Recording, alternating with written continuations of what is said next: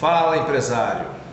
Eu decidi gravar esse vídeo, aliás, uma série de vídeos que eu pretendo gravar a partir de agora, para que a gente comece a se conhecer um pouco mais, tá? Então, para que a gente comece a se conhecer, lógico, eu preciso primeiro me apresentar. Eu sou Francisco Joffre, sou empreendedor, eu digo assim, sou empreendedor desde quando eu me entendo por gente. Eu trabalhei com algumas empresas, eu tive algumas empresas, aprendi com os erros que eu cometi nessas empresas. E o maior período que eu passei como empreendedor, como empresário, aliás, eu pensava que eu era empresário, foi quando eu trabalhei com construção civil. Então, durante 29 anos, eu tive uma empresa de construção civil que prestava serviços em todo o Brasil. E foi aí, talvez, a minha maior escola.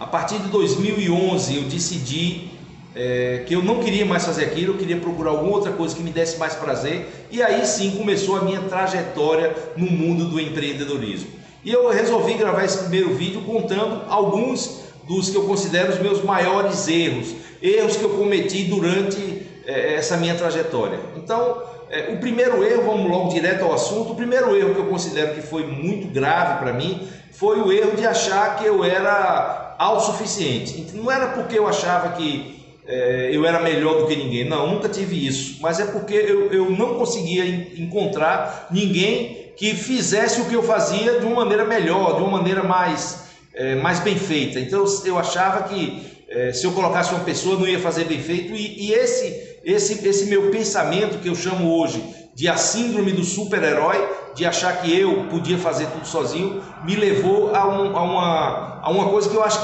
que acontece hoje com a grande maioria dos empresários.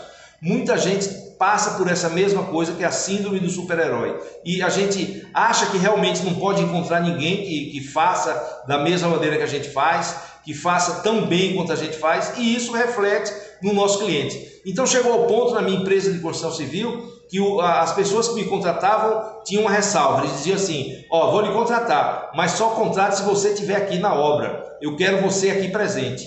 Então eu achava que eu não ia conseguir colocar ninguém, e assim eu passei 29 anos podendo pegar só 2, 3, no máximo 4 obras, porque não tinha condições de a obra andar de uma maneira que precisava andar sem eu estar presente. Então esse talvez tenha sido o meu maior erro, foi não ter percebido que eu precisava de pessoas. Ou melhor ainda, eu sabia que eu precisava de pessoas, mas eu não sabia como fazer para encontrar essa pessoa. Até que eu cheguei a fazer uma pergunta para mim: por que eu faço bem feito? Por que eu trabalho mais do que os outros? Por que eu faço o que precisa ser feito? Exatamente pelo motivo de que eu sabia onde eu ia chegar, onde eu queria chegar se eu fizesse bem feito, se eu fizesse o máximo, se eu fizesse o máximo de mim. E será que eu estava passando isso para os meus funcionários, para os meus colaboradores? Será que eles tinham essa percepção de que se eles se esforçassem, se eles fizessem melhor, o melhor que eles pudessem fazer, será que eles tinham a percepção de que isso daria a ele uma vida melhor, a chamada vida boa que a gente procura? Então esse foi talvez um dos maiores erros, e que eu passei muitos anos, até pouco tempo, eu tinha essa dificuldade.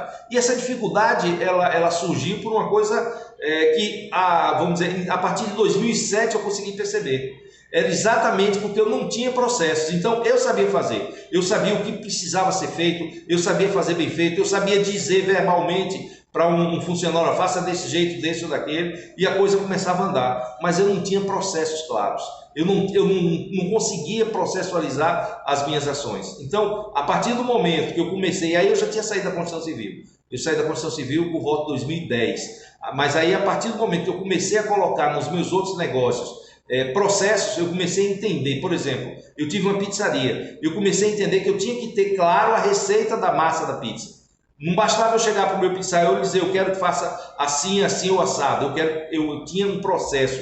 Eu dizia o tempo que ele estava tudo por escrito, o tempo que ele precisava deixar a massa descansando, a quantidade de sal que ele colocava, se ele colocava os ingredientes que ele ia colocar. Então eu criei um processo de produção para que ele fizesse uma pizza e não fosse aquela pizza que hoje podia estar boa e amanhã não está tão boa. A partir do momento que eu comecei a perceber que esses processos levou a minha pizzaria a ter uma pizza com muito mais qualidade, e melhor do que muito mais qualidade, ela passou a ser uma pizza que sempre estava bem feita, eu estando lá ou não, e eu mudando de pizzaiolo ou não. Então eu comecei a perceber a partir daí a força que tem um processo.